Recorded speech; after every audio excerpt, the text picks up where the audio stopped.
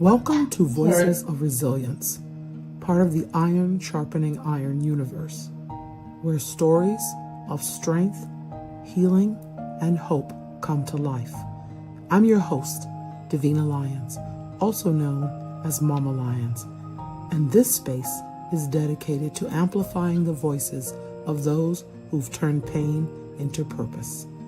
Each episode, we dive into real conversations about courage, self-discovery, and rising stronger than ever. So lean in, take a deep breath, and be inspired by the incredible voices of resilience, because every story has the power to heal.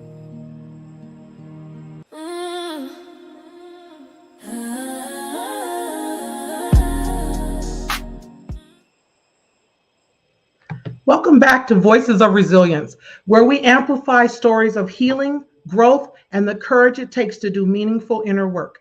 I am Gevonna Lyons, also known as Mama Lyons, and today I'm honored to welcome Dr. Gevonna Worney, owner and psychotherapist of Sagebrush Counseling and Addiction Services.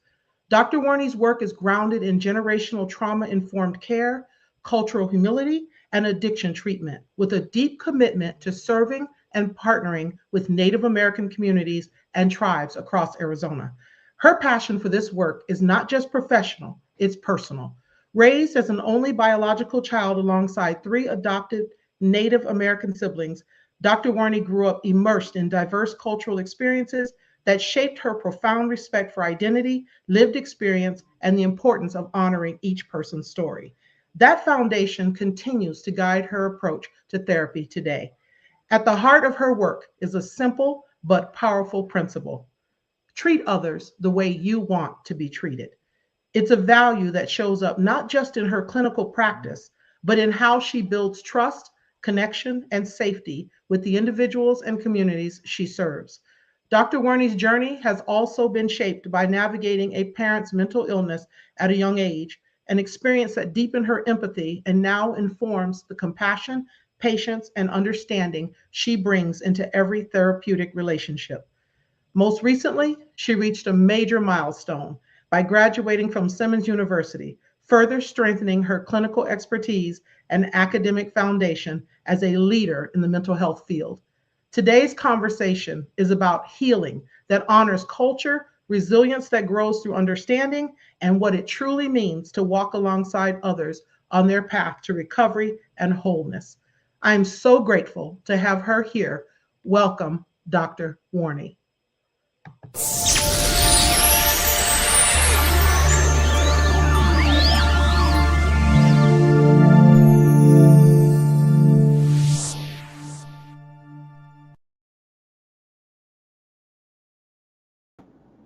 Hello, hello.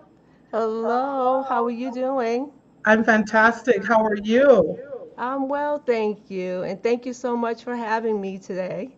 Yes, I've been looking forward to this, like you wouldn't believe. I know this is a very good conversation, a conversation that many people are interested in. I could tell by during the pre-promotion how people were showing up in the posts and in LinkedIn and different places. And by the way, we're streaming Facebook, LinkedIn, YouTube, Twitch. So, everyone who can get on needs to get on. And if you have someone you want to share this with listeners, please do. Uh, Okay, thank you. Dr. Worney, I am very excited that you're bringing it to Arizona, that you're coming to Arizona, because you're not in Arizona right now, right? No, no, I'm not. I actually a resident living in North Carolina, but my roots are Connecticut, born and raised in Connecticut. And my husband and I moved to North Carolina about 10 years ago, but just loved Arizona because of one, the native tribes. I love working with the Absolutely. native population, so that was a heart's desire of mine. So that's what interested me in starting Sagebrush Counseling and Addiction Services. So yes, I'm so so I'm glad. excited. I'm very, very much so akin to the Native community here, taught in the Gila River Indian community for 6 years. And so I was very excited to hear that that's a community that you cater to, because I have a lot of families that I, grew very close to and I understand the needs in the community. So that's another reason why Mhm. this is a great conversation. Yes. But let's start with what first drew you into psychotherapy and addiction treatment work. Well, I really believe that originally, I'd have to be honest, I believe that it's a higher calling. I really believe, I have to be honest, that that's where it started. I also believe that by me working and starting in 1988 in the Department of Corrections, I started as a correction officer, but I went through the ranks as correction officer, correctional treatment officer, counselor, and then after counselor, I started into counselor supervisor. So when I got into that realm, into that vein, that's where my interest peaked, and that's where I think, you know, God used me to work in that area. It was a female prison that I worked in, and that's mainly where I worked with. But I worked throughout the state of Connecticut. So I not only worked with the women in inpatient drug treatment, but I also worked in the outpatient settings. And then got to do some other things too, audits and different things. But that's where really I think my heart, I just saw the need, and it was a revolving door. It was a revolving door for the women. They were coming in and out. So a lot of the officers, and when I was an officer at the time, I'm sorry to say, didn't really have the heart for the women. Not at that time. So I just saw a need and wanted to fill the void. And I think that between that, the higher calling, put it all together, and here I am today. Right. The door is open. Things Yeah, happen the way they're yes, supposed to, wide right? open. Yeah. Yes. Absolutely. Absolutely. Well, and I'm sure you've already touched the lives of many women, especially being in that environment. So um, thank you for that, for sure. Yes. So growing up as only biological child with three adoptive Native American siblings, that shaped your perspective in unique ways, I'm sure. How did that experience influence you in terms of identity, family, and healing today? I believe it did in several ways. And want to look at, we could just start, and I'm going to keep it in simple terms. Identity. I really got a chance to watch my parents, living in a two-parent home. I know that today that may be rare because, we have a lot of single parent homes. And for a period of time, I was a single parent. So I know what it is to raise, especially a son as a single parent. But I watched my parents raise us as a family, even though, bringing in three Native children and advocate and protect them. And they came from a different home and different culture. So it taught me a sense of belonging. And it also, created a sense of a call to action, to know, okay, this is what needs to happen. So, even though I couldn't share their lived experience, but I was exposed to what their reality was based on their, identities, because their identities were shaped by their culture. Right. So, in terms of family, my upbringing reinforced the idea of care and sameness. It helped me and more to really just shape and understand external family systems and understanding what's really needed for advocacy. Because, right, even though you're talking about adoption, there's still advocacy that's involved regarding that. And when you're going to look at healing, I saw survival. Mhm. I saw, a family coming in, and it's still a blended family, right? Even Right. though there's adoption, but my parents loved. They loved with the agape love, and I love that term because my husband uses that term all the time. But my parents loved, and we weren't treated any different. My mom was a seamstress. She made our clothes growing up in the home. She sewed, and she made all our clothes. So all of us, it was myself, two girls, two sisters, and a brother. And she sewed the girls' clothes. And I believe that I can't remember some of my brother's clothes, but what I'm trying to say is we all were treated the same. And so even though there was survival coming in, what they had to survive and adapt, they were embraced. And I just thought that that was just a great learning experience for her, for all of us together. So I just Yeah, really and it appreciate sounds it. like not only were your parents able to extend agape love, but you were too as a sibling. Yes. So that Yeah, taught me a lot. yeah. It really did, and that really helped me. And I'm just going to bring it around 360. That really helped me for my prison experience, for Hmm. working with the women. Hmm. So I was able to give back. I was able to share that. I was Yeah. able to give that back to them because maybe if I didn't have that experience, I don't know. I don't know what I would have been able to give. So you weren't in a position of judgment. You were able to extend grace, is what it Yes, sounds like. Yeah. most definitely. I That, believe so. I yeah. believe so. That's I good. think That's good. in more ways, I believe. Yes. Yes. Yeah, because that's a tough position to be in. A lot of psychological stuff going on with because there are people who clearly, when they're in that situation, they manipulate others, and then there's Oh, people who are not that way, and they're in the wrong place, or they were in the wrong place at the wrong time, and they also find themselves incarcerated. So it takes a lot, I'm sure, and I haven't worked in that environment, but I've been close enough to know it takes a lot. yes. Yes, it So, does. It really does. It takes a lot. It takes a lot of adapting in adjustment. I mean, we don't wake up, when we graduate from high school and say, "Oh, I want to be a correction officer. Or I want to, work in a prison." I mean, it's just something that happens. So, right. yes. So it definitely is an adjustment. It's an adaptation, but you do adapt. And I did 23 years in the prison system. I actually retired from the prison system. Wow. So it Mhm. was well worth it. It definitely Yes, was, you learned and a it lot, really right? made us. Excuse me. You learned a lot, the human experience. Yes, Mhm. yes. It really it was a great experience for me, and I would definitely say that it was something that I would not change. I just definitely would not change. Right. I was glad I had that experience. Yes. Well, thank you for that because, Yes, you're again, I, welcome. I believe you made a difference in the lives of some women for sure. Well, thank Um, you. you specialize in generational trauma informed care. So, and I hear that as a teacher all the time, trauma informed teaching, trauma informed this, that, or the other. And I think it's really important. But for the listeners who are new to that concept, what does generational trauma look like in real life, not just in theory? Right. Okay. So, and I would like, as I said, I'm gonna keep it as simple as possible and not try to bring it around theoretically. Okay. So, generational trauma, in simple terms, shows up in many ways. Poverty. It can show up in lifestyles.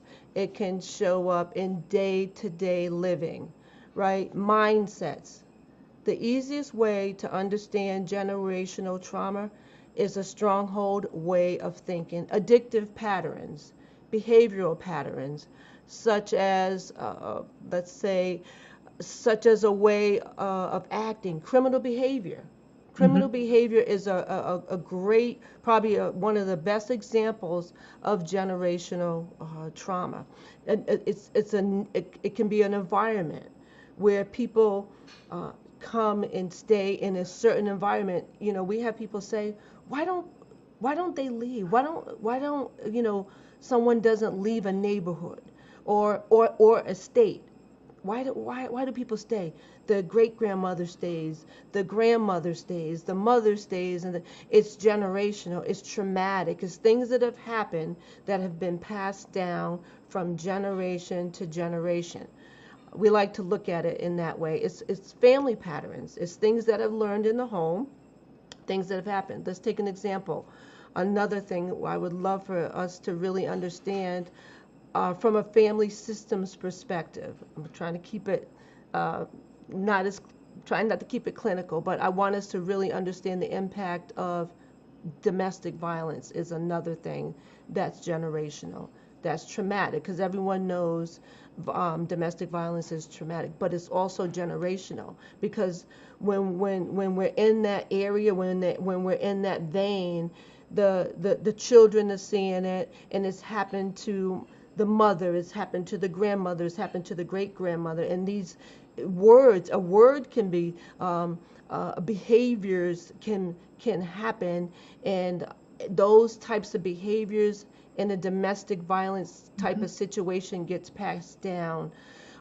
Don't do that, or don't act, you act a certain way, or you don't say a certain way, or you don't tell that, or you just allow certain things, or even an alcoholic parent, someone drinking, acting a certain way when the spouse comes home. So, a lot of that. I mean, I could go on, and I don't want to, but I just want to give us a general understanding. Behavioral patterns and criminal behavior, a lot of times, and it shows up in ways.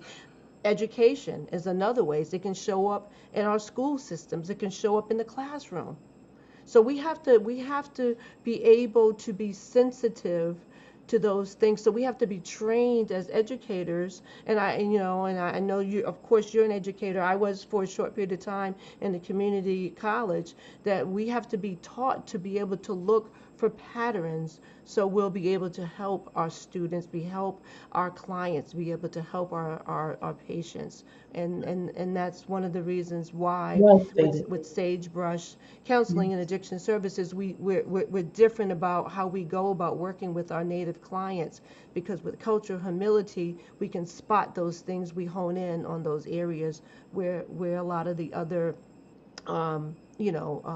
avenues, a lot of the other Providers. practitioners Right? in Yeah. different areas aren't honing in on those things. Cultural humility is the way to go. And so I kind of got off track a Wow. little bit, but it No, all you did pulls it not. in because No, you did generational not. trauma kind of Mhm. hits Yeah. on that So that this is area. perfect. Hmm. This is perfect. Listen, you could spend time on this because this is a key ingredient that I think a lot of people are not aware of. A lot of people don't really think about. And the term trauma informed is key. And you just did an amazing job explaining that because I think so many people kind of just brush off, oh, that person is just that way because, or that, like, why can't they change their life pattern? Like you said, why can't they do better? Why can't, it is not just about them. It's in their DNA. There's more. I mean, like you said, Right. there's lived experiences. Epigenetics is a real thing. And I hope people really look into that because nobody wakes up and says, I want to have this life. Like you said, no one wakes up and says, I want to work in the prison. I don't think people wake up and say, I want to be in the prison either Exactly. as Yes. an inmate. So honestly, I love what you're doing. I think it's key. And you're right, educators in the classroom have to be trauma informed if you're worth your salt, because you will have intrinsic bias against a child if you're not able to understand what that child is coming from. And Exactly. that's Yes. so key. And I think a lot of educators who get burned out earlier on and leave the career has a lot to do with them not really buying into, okay, you're on a mission. It may even be your calling, but you can do something with this child. It's not just about ABCs and arithmetic. Hmm. It's so much more.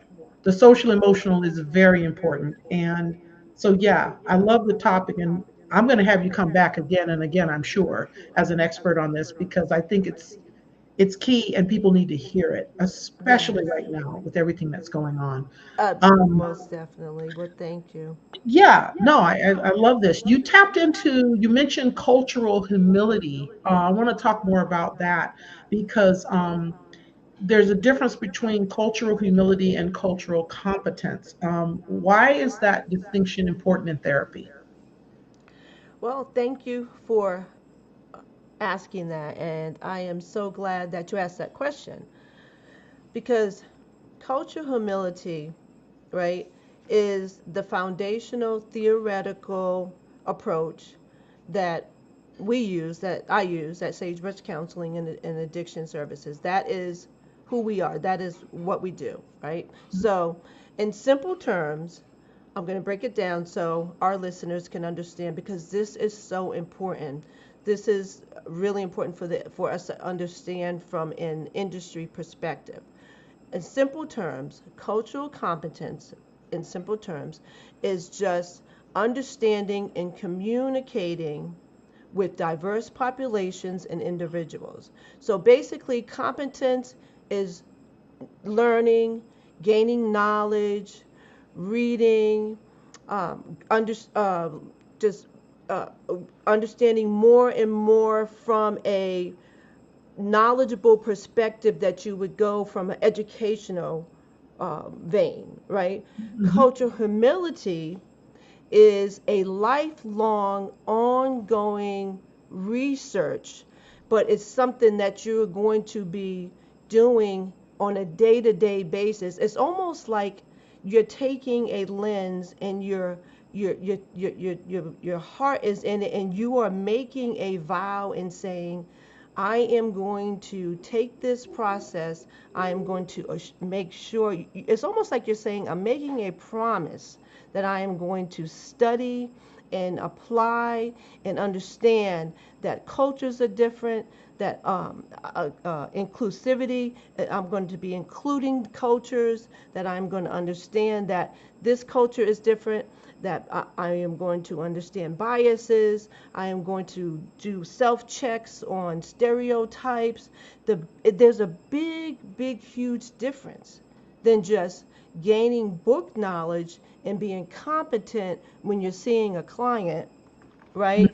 Hmm. Versus when you are actually involved and on a regular daily basis, taking time out and doing self checks, whether or looking at, biases and stereotypes. Now, I'm not just talking about, educational parts. I'm talking about your day to day when you're watching, movies, when you're talking to individuals, because see, all of that plays into how we treat our clients, how we treat Right. our patients. Um, Right. all of that reading, studying, and applying for cultural competence when we're seeing our patients is one thing. So, but the lifelong, ongoing perspective and how we're going to respect the client involves how what we're going to, our opinions about our day to day lives. And it's almost like a commitment that we are just going to vow and say, listen, I'm going to really take the time out to make sure that I'm doing a self check on myself, that I am going to not be biased about how I'm looking at the world. I'm looking through a world view of a non-biased viewpoint. I don't know if that explained it well, but No, that's the that best way. that's That's the beautiful. best way I can kind of break it down. So Yeah. one's a lifelong process, and one is more of a educational, competent, more of an educational knowledge. Okay, I'm just going to do this because yes, I'm seeing clients, but I want to be competent in understanding that there are different cultures. But the humility part is you're actually applying it in a day-to-day, lifelong process of self-reflection and knowing who you are as a person and understanding that person in front of you. Yes, you're include it's DPAR, it's DEI Hmm. on Hmm. steroids. Mm. Love that. I learned something new on every interview, and you just taught me something that, wow. Like, I think everyone listening can apply that in life. Am I just being competent, or am I being humble enough to buy in fully and embody it? Is what I'm hearing. And I think that if that's something you're not if, but the fact that your organization does that is, head and shoulders above many, I'm sure. Because people in that situation that need the kind of services that you provide often feel it when they go into an agency that isn't completely, well, lacks the humility. Yeah, it's by Exactly. the book. I'm competent. I can serve you as a therapist or whatever, but there, to me, what I'm hearing is there's a huge difference in what you Oh, guys do, for sure, which would make people want to seek out your clinic as opposed to not, because that's what people need. They need authenticity. They need, someone who genuinely is bought in and understands, is not judging. All those things matter. So I'm excited. That's really good. Oh, Um, thank you. I want to shift gears a little bit. You've shared that your father struggled with mental illness while you were growing up. How did navigating that as a young person shape the way you show up for your clients now? Is there a connection? Yes, I believe so. Even though I was very young when that happened, my mom and dad, they were planners. So I just want to give a quick backdrop. Sure. My mom was 33 when she had me. They waited 13 years before they had me. They planned and saved and planned. They were in the 1940s when they got married, and they saved. They were actually business owners. They owned apartments. The plan was to own apartment buildings. My dad owned a little business where he did like floors of commercial floors. He was the buffing floors. Did that for business. So they were renters. They had apartment buildings and things like that. So they were business owners. Make a long story short. So, anyways, everything they did, they were about their business. So, what it was when he turned, I think he was 43. So I was 10 years old when that happened. So I was still young, but I was still old enough to know what was going on. So I believe that even at that age, I still adjusted to a certain degree as time went on. So I think how I navigated that, it is my mom compensated. Not, I don't want to say compensated, but my mom was there. My mom was was a strong young lady. She passed away at almost turning 94 years old. So Oh, she she wow. she she lived a good long life. But I guess I say that to say how that shows up for me now with my patients, with my clients, is me being there for them, me validating them, and really just understanding their needs, understanding what their needs are, and the importance of treatment, the importance of being there on time for if their treatment is at 4 o'clock, I'm there at 3:50. I'm signing on. I'm making sure that everything is in order, that I have everything that I need. I'm not running around looking for stuff. And this may sound kind of silly, but I've worked for several teletherapy companies, and I've worked with different practitioners, and there's a lot of unorganization, and I'm sorry to say there's a lot of practitioners that just can take this job for granted, and it's important that we are there for our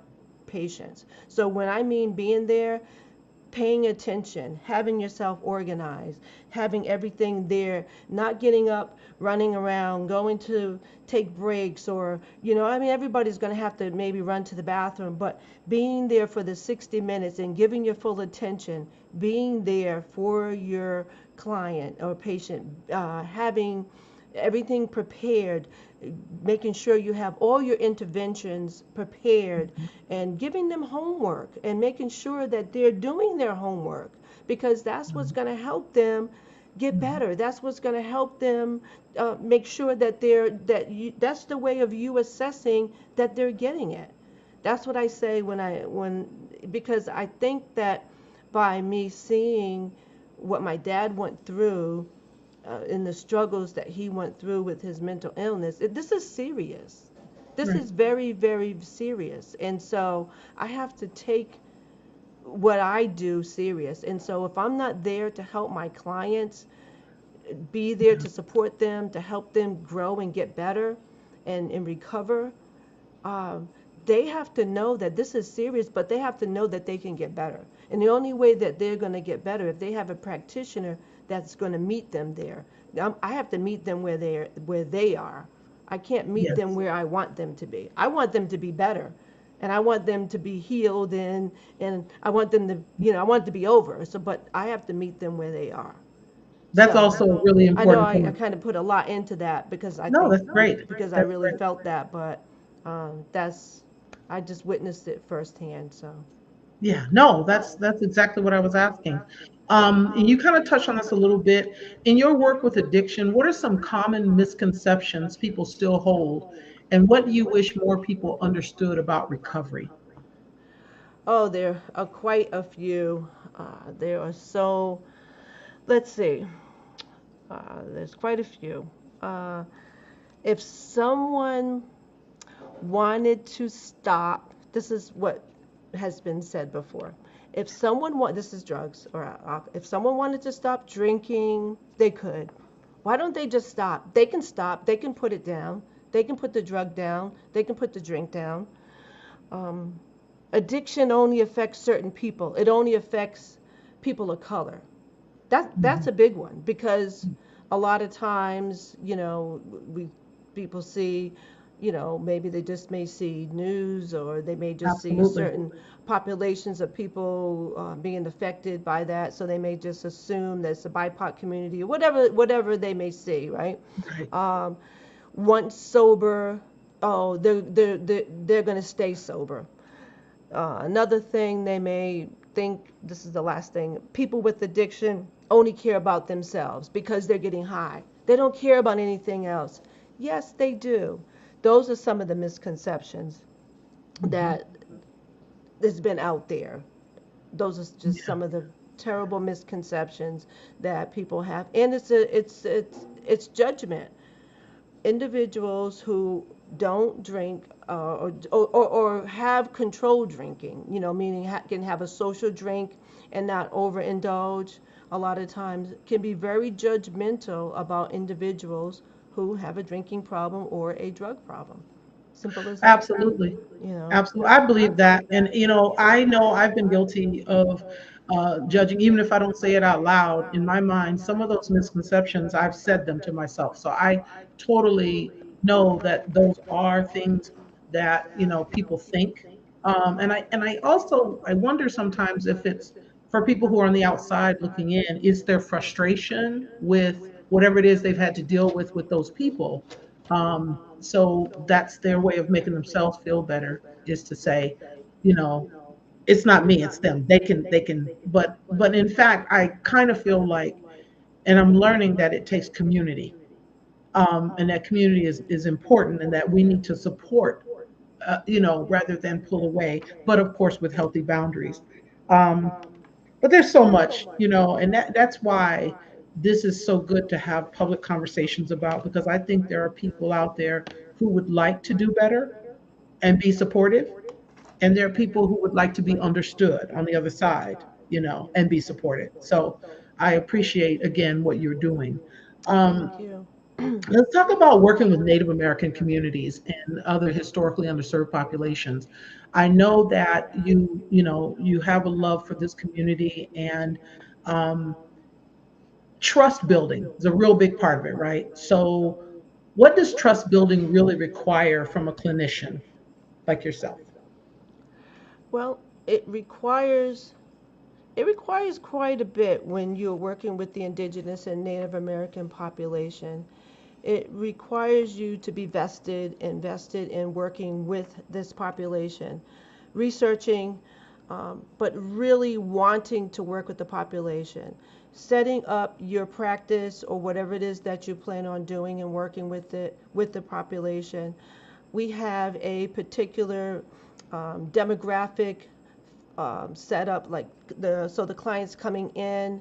So what I'll do is, when I meet with them initially, I ask them questions. My first question is, when I do the 15-minute intake, is, Mhm. do you have a native nickname that you prefer me to use? That's my very, very first question, because 99.99% of the Native Americans who live on the res, 99, not on the res, not off, like have a nickname. My Mhm. brother does, and Mhm. so don't the rest of the individuals that live on the res. They all have a nickname, and trust me, you are not calling my brother by his real name. You are calling him by his by his native name. So, Yeah. but and then a lot of times, if not, then that's fine too. So what you want to do is break the ice, Mhm. and then you want to start the comfort zone. So, and then there's different questions that you want to ask. That's another question you want to ask. Are you living on the res, or are you living off? So Right. sometimes, people may live on the res or off, and then that's fine too. And then you want to ask, do they have any practices that, are they part of the reservation? Sometimes they may or they may not be. They could be isolated where they're not. Then you're going to know how to proceed from there. But that's you want to do your research, and you want to know the questions to ask. Mhm. So you want, and that's how you're going to start building trust. So, Mhm. but it has to really come from the heart. It Right. really does. You have to want to work with the population. And this isn't a thing where about, well, money, or, how much am I going to make? That is not if that's anywhere in the question, or about that, then I don't know if this is the right work to do, because Right. that's not what this is about. This is really about working and helping this population, because research shows that this population, there is a serious struggle with alcohol, with drug use. Arizona has, what, 22, I think, federally recognized tribes. Hmm. And there is a huge struggle going on right now today, with alcohol and substance abuse. Yeah. And we have our president, yes, who just signed this executive order, and it was a order that was assigned, I think it was about a couple of days ago, with regard to addiction, and bringing, this full circle. We'll see how that goes, and working with the addiction population. So we're going to see how this plays itself out. Now, if that's the case, this is all going to be helpful for all of us working with with this population. But Okay. that's really going to be helpful for That's for us good. to be doing that. Yeah. Wow. I'll have to look into that. I didn't know that. Um, what I heard is you actually are really explaining the ways in which the cultural humility kicks in. It's by, like you said, doing your homework, asking the questions, getting genuinely caring. So, again, I think that's really critical. Hmm. You recently graduated from Simmons University. Congratulations. Oh, thank you. Awesome. Whew, So, what yes. does that milestone represent for you personally and professionally? Well, professionally, it's great, because it's going to open the doors for me to do some work on the consulting level with the educational piece. I know one of the things I wanted to do was to go back into the Department of Corrections at some point, and be like an outside consultant, maybe do some work on that level too. I would love to be able to teach at the. I wanted to go back into at the education component, Mhm. teach social work, but of course the MSW students. So of course I would need the doctorate to be able to do that. So that's what that would mean for me. Mhm. That's one of the reasons why. So that would give me that some leverage to be able to do that. It That's opens the awesome. doors for that across the board, because in order to do that, I mean, I would be able to do that in clinical social work, and I could do that in some other areas too, but mainly in clinical social work. I could also do some supervision across the board. Arizona has some opportunities that I've been looking into, doing some clinical supervision for the board there, for the Arizona Fantastic. board. Just have to finish some testing, so that's going to allow for that.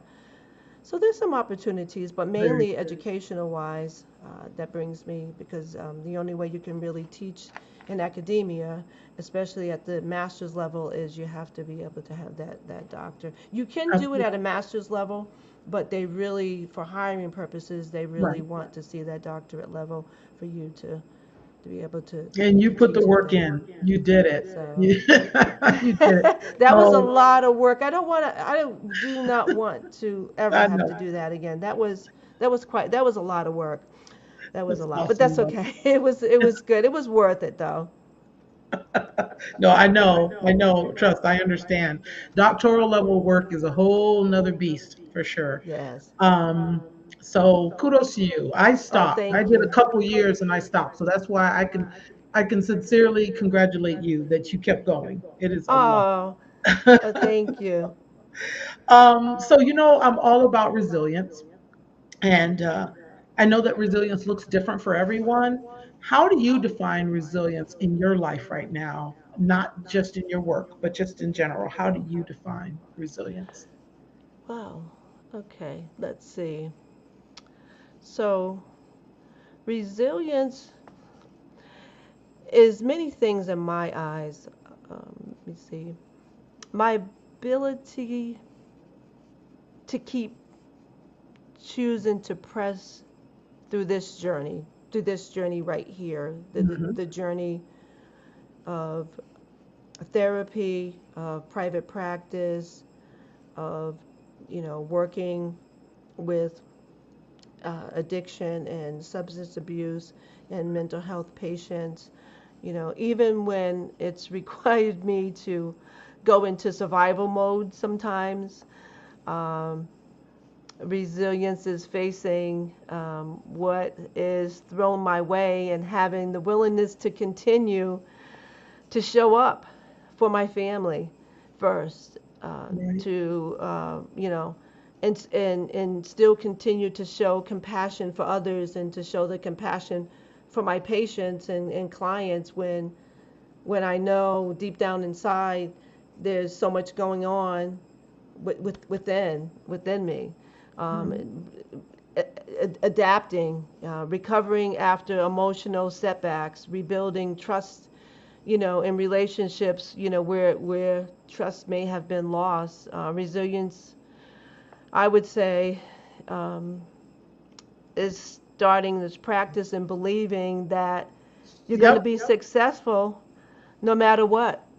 No matter Right. what, even when, finances may not be there at the moment. So it's just pressing my way through, believing in my higher power, that, I'm trusting in God no matter what. Resilience is continuing down that path and just trusting God in every avenue. Um, That's wonderful. that's how You're illustrating I'm looking perfectly at it. for the listeners because I think that um, I always say this, especially at school with some of the kids. I'm a middle school teacher. I always remind people that it's a whole different world I live in. But um, I've learned that I chose resilience as my word because I'm forced daily to walk it out. I'm forced daily. No 2 days are the same. And I have to embody that word because I am forced to be resilient. I am forced to bounce back when I'm dealing with Mm-mm. so many different situations with young people and things that I can control and some things I can't control. And I feel like with what you do, it's the same thing. It's that you are consistently dealing with clients that in order for you to invest and have that humility that you speak of, that takes a lot from you. Oh, You know, it yes. does. I know, because Yes, it does. but you show up and you do it because you realize that, like you said, you're called to do it, and this is what you were made for. Um, Amen. there are people out there listening who haven't quite figured that out yet. They haven't figured out how they show up or what they're made for. But at the same time, some of their experiences in life could be a hint, maybe something that they've been through that's been tough, that they overcame, could be, their arsenal to be able to help someone else. And so I asked the question about resilience because I want people to hear it's not just rainbows and butterflies. You've put in a lot of work to get your degree. You put in a lot of work. You're still putting in work. You're going across different states. You are building something that's, monumental, and it's not as easy as it sounds, No. right? Right. It's definitely not easy, but Yeah. I'm pressing my way through, and it's just I'm continuing and I'm not giving up. Yeah, no, and I know that it's going to pay off for sure. Um, for someone listening who may be carrying family trauma, addiction patterns, or unspoken pain, what's one gentle but powerful step toward healing you would encourage them to take today? One step.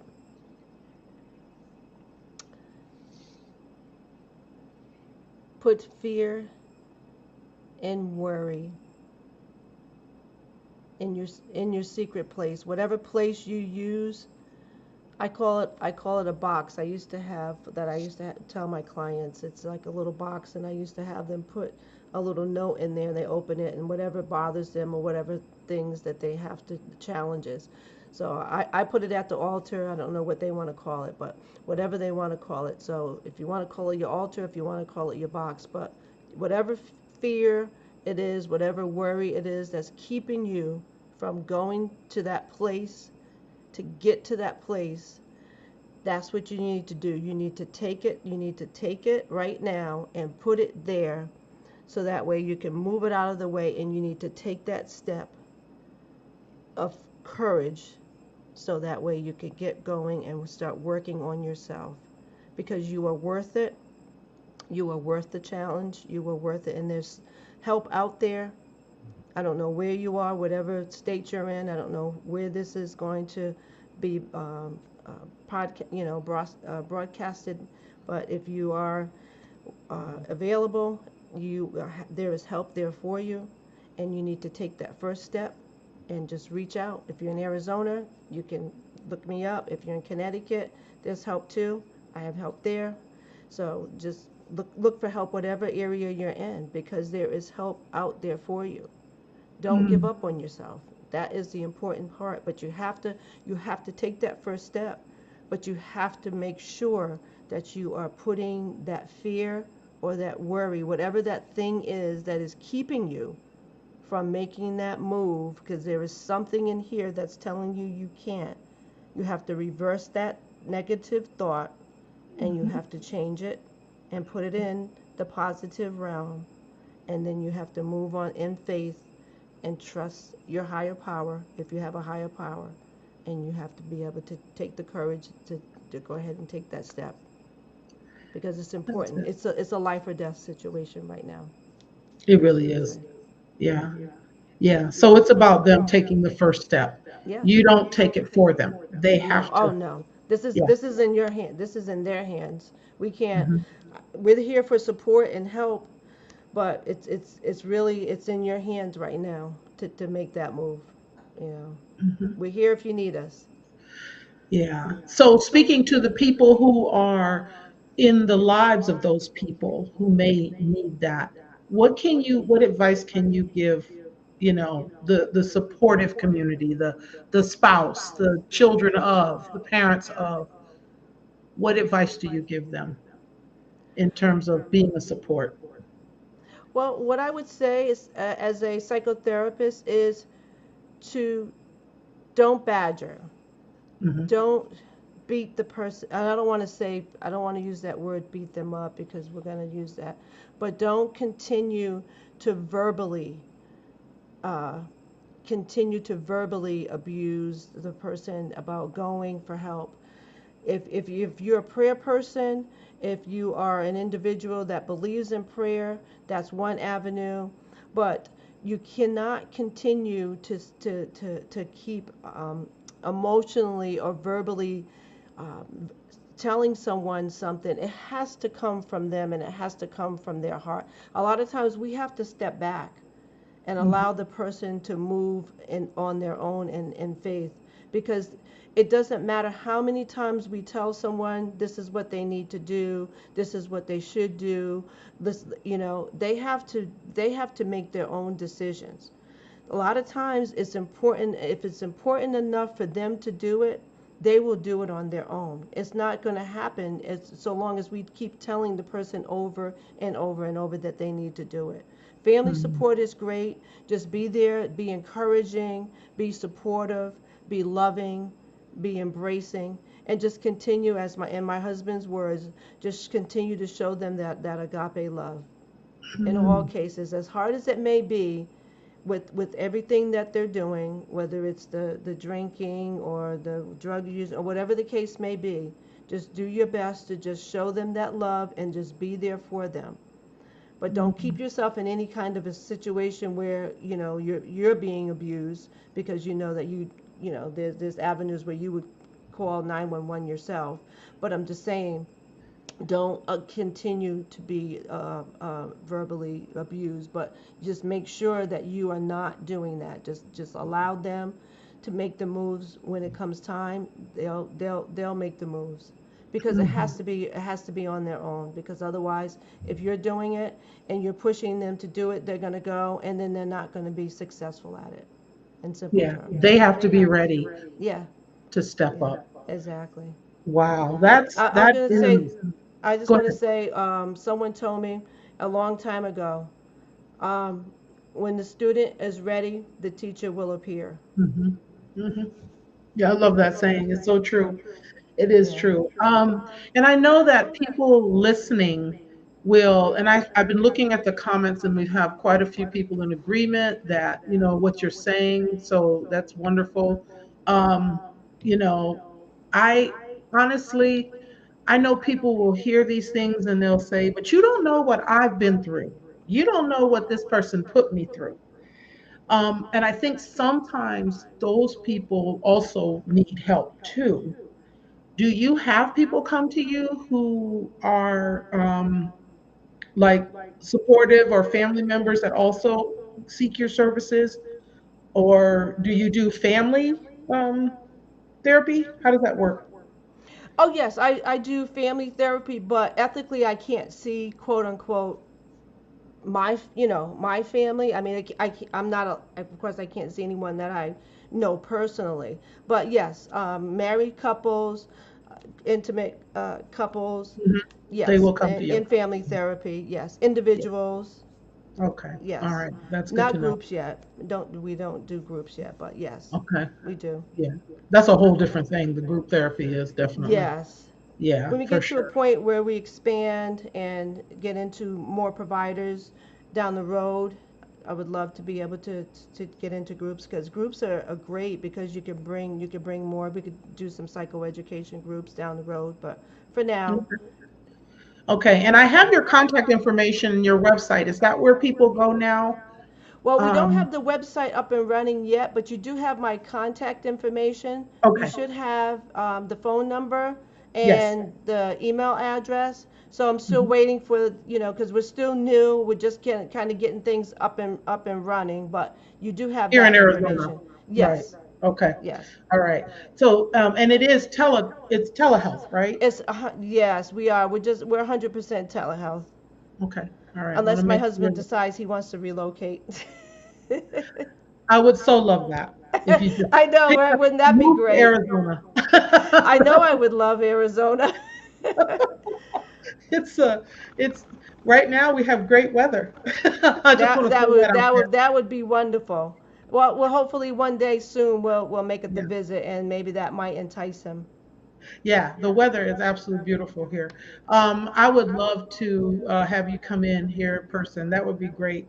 I really appreciate, again, what you're doing, who you're serving, how you're showing up, and the uniqueness that your agency brings to something that is so needed. Because, and I'm going to be thinking about this over and over and over, cultural humility.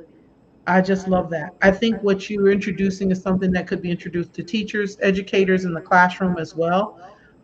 There is a Oh, okay. difference, the difference between the competence and humility. That's my thing. I'm telling you, every podcast I do, I always learn something, and I always walk away going, man, that sticks. I'm gonna have to use that, and that's the one for this one. Well, I great. I'm Yeah, glad. it is so good. Anything else you want to share? Anything you want to put out there, because you have and will have many listeners going forward. Well, I think no. I mean, it was You've covered great. it. It was just great being here, and I'm honored to be here and just be a part of the Voices of Resilience. I just want to thank you for the opportunity. I was looking forward to it. I'm just excited. I was excited about coming on this evening, and Thank I'm you so just, much. I just thank you for the opportunity. Thank you so very much. You'll be seen many more times. You will be back. Oh, well, thank you. Don't you worry. Okay, You're well, gonna thank you. be. Okay, well, thank you. Thank you very, very much.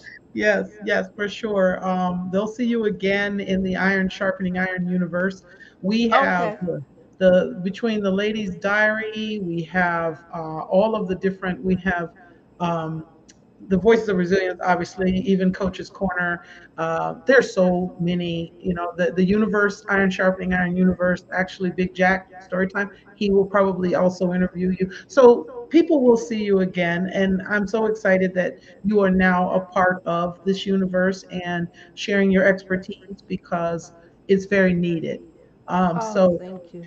hang on, do not go anywhere. We're going Okay. to, we may be ending the live stream, but I still want to chat with you more about what's going on with the universe. And to Okay. all of our listeners, please like, share, get the word out. Every Sunday at 2 o'clock, I'm going live with some amazing guests. So, and there's so many more. Shows with the universe, and I can't remember all of them. So right now, just stay tuned on our YouTube channels and be looking for what's next because we are growing. I want to thank everyone who showed up today, support and listened, and be back next Sunday. Well, actually, I'm going to be on the Ladies' Diary also. So, and that's coming up on the 4th. So, yes, Wednesday, the Ladies' Diary is the next episode. I'll be co hosting with Boss B. So, hopefully, you'll tune in on that as well. And all right, Dr. Warney, I'll be with you in just a moment. Okay, thank you. Thank you.